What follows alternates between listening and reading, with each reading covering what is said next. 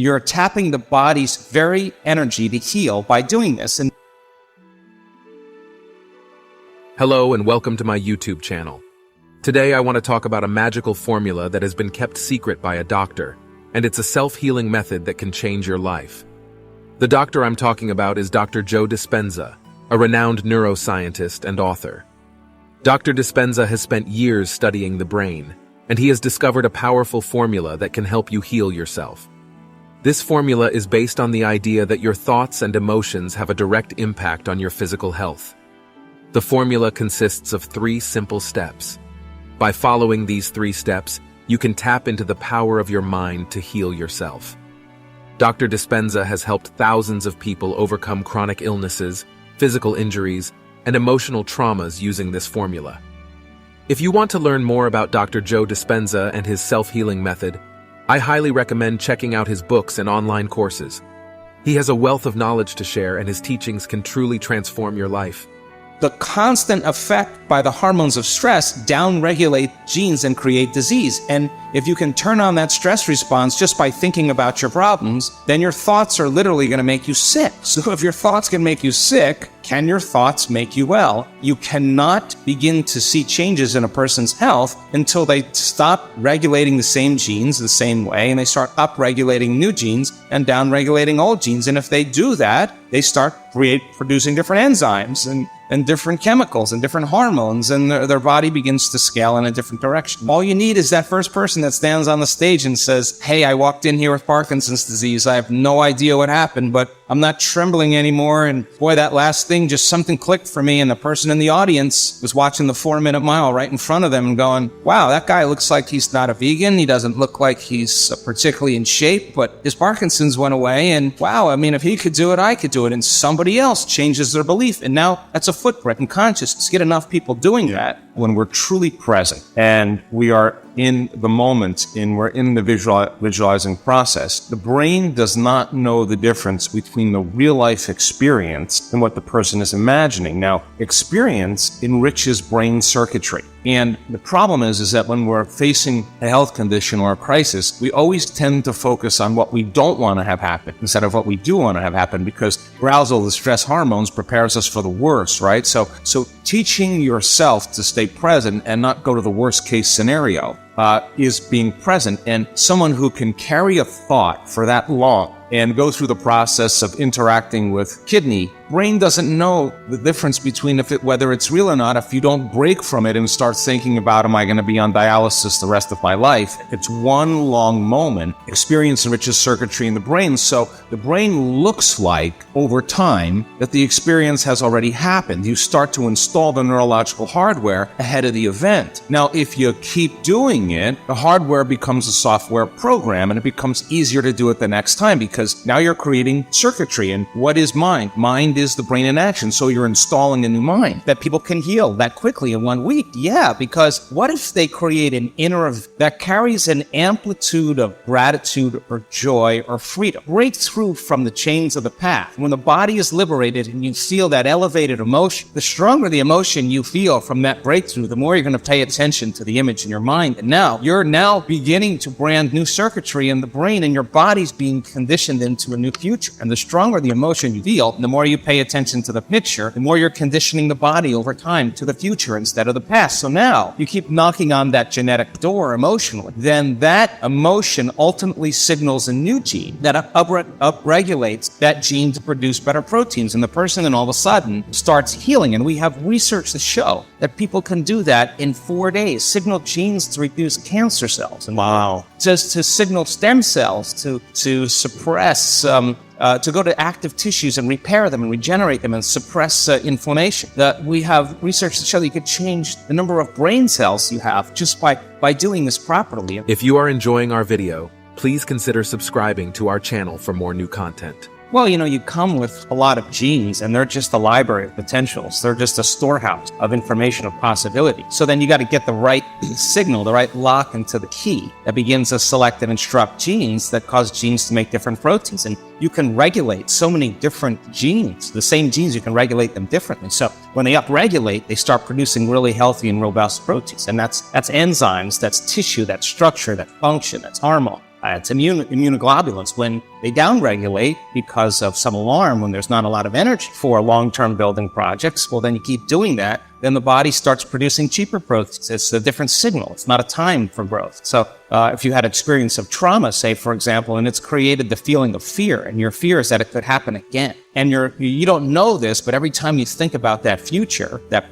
possible worst case scenario, and you feel the emotion, you're conditioning your body to become the mind subconsciously of anxiety. So now, all you need now is some cue in your outer environment that says it's unsafe, that if there's damage there, that you're a victim, something's bigger than you that could have an effect on you. Well, now that feeling of fear is going to cause you to think thoughts equal to it. We do a lot of studies on brain coherence and heart coherence. And let's talk about what it's not. Okay. I mean, so when there's an emergency or when we're aroused by some threat or some condition in our life, or we can't predict an outcome, we can't control an outcome, we have the perception that something in our world could possibly get worse. We switch on that primitive nervous system, right? That fight or flight nervous system. And now the game is fight, run, or hide. The problem is with human beings, when we're at it, we feel like a loss of control. Our brain all of a sudden tries to control everything in our life. So every person, every object, everything, every place, every experience that you've ever had is mapped in your neocortex. So the arousal of the stress hormones drives the brain into a very high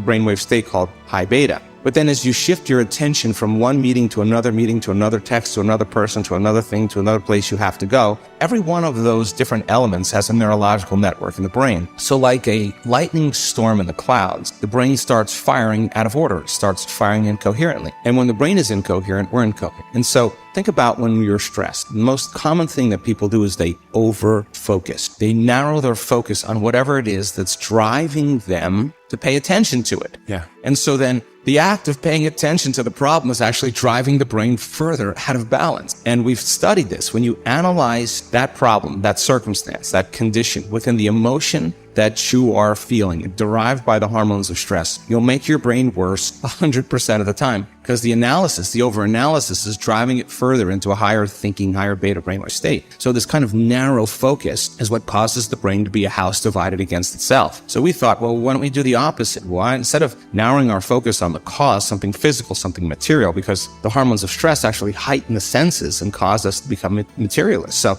matter is the issue when there's survival. It's whatever's around the corner. It's whatever's going to happen. So we said, okay, let's teach people something else. Let's teach them how to broaden their focus. And as they broaden their focus and take their attention off of everything material and everything known and focus on space, focus on nothing, the act of doing that actually starts slowing down the analytical mind. You can't analyze when you're sensing. And it starts to change the person's brainwaves into a slower brainwave pattern. Right. And so now as you start slowing your brainwaves from that high beta, you start slowing down, you're shifting gears, you go into a mid-range beta, then you go into a low-level beta, and then all of a sudden you get into alpha. Now alpha, when you're in alpha, the voice in your head, the critic in your mind goes away. That voice that's talking to you stops, and the brain tends to see in images, pictures. That's the imaginary state, that's the creative state. And in alpha, when you're out of survival, you're looking for answers, you're creative, you're looking for new ways of doing things. So when they broaden their focus, not only do they move into alpha, but all of a sudden we start seeing those different compartments of the brain that were once subdivided. Yeah.